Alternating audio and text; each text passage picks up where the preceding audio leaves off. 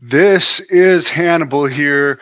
And I was just talking to Jack Kilby, who's actually in Boston right now, but attended the AEW event in Springfield, Massachusetts last Saturday.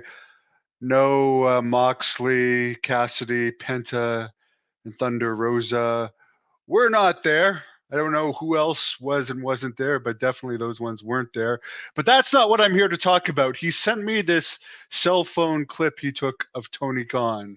Everybody, as soon as we get done with this great episode of Collision, don't go anywhere, because when we get done, we're going to film next week's AEW Rampage!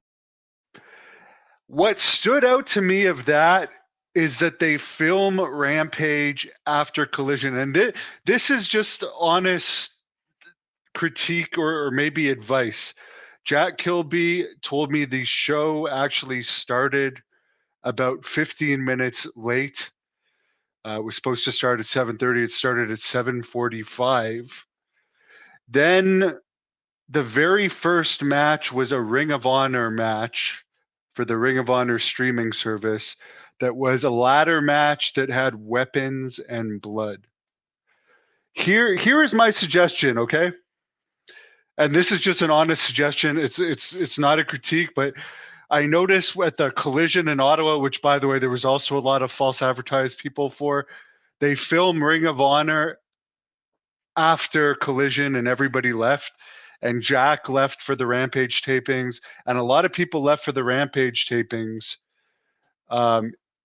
this past weekend. Here's my thought. Instead of having the ladder match, first match, and starting the show 15 minutes late, why don't you film Rampage from like 7 to 8 while the fans are still there, instead of having the ladder match with the blood and all the Collision tapings, then asking them to stay for Rampage after, and then they all leave, so they're not even there to see Rampage. You'd think that the ladder match with weapons and blood, maybe even though that's a Ring of Honor match, Dustin Rhodes and Sammy Guevara was in it, why not have Tony Khan come out at the start,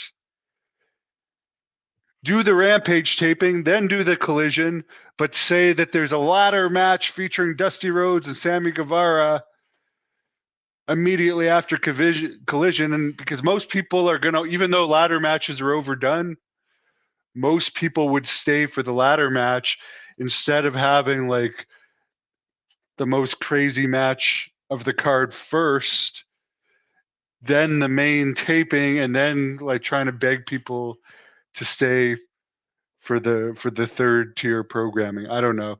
That's just my thoughts. And Jack Kilby said he felt bad for the little girl that was dressed up as Orange Cassidy, and he wasn't there. Yeah, I mean, it's pretty bad when you have no, the ladder match is on Ring of Honor, which is a streaming service, from what I understand, according to Meltzer, about 10,000 people subscribe to.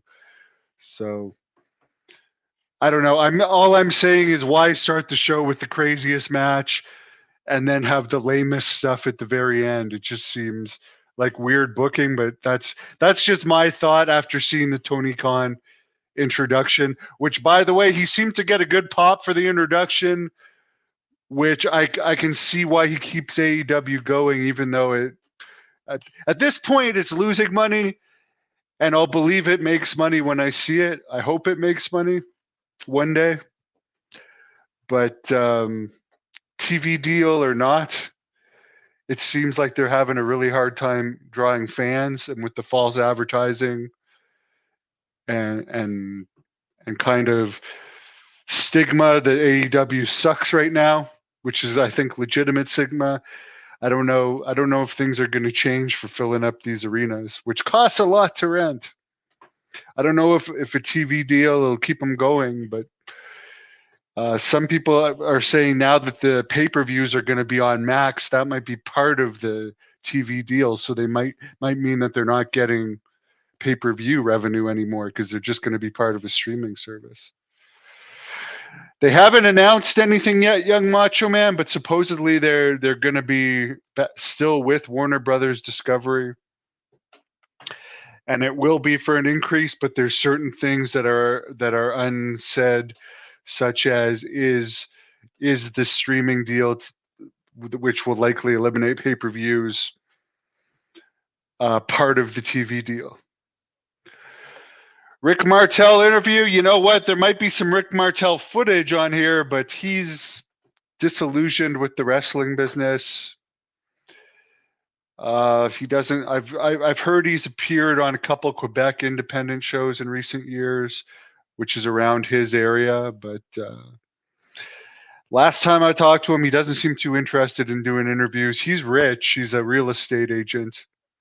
Here's another thing that I will say about Rick Martel, though. Speaking of AEW attendance, they went to Quebec City in a huge arena and didn't have a very good crowd, but they didn't even try to use Rick Martel for that Quebec City show, which would have helped them get a good crowd, which I think would have been good.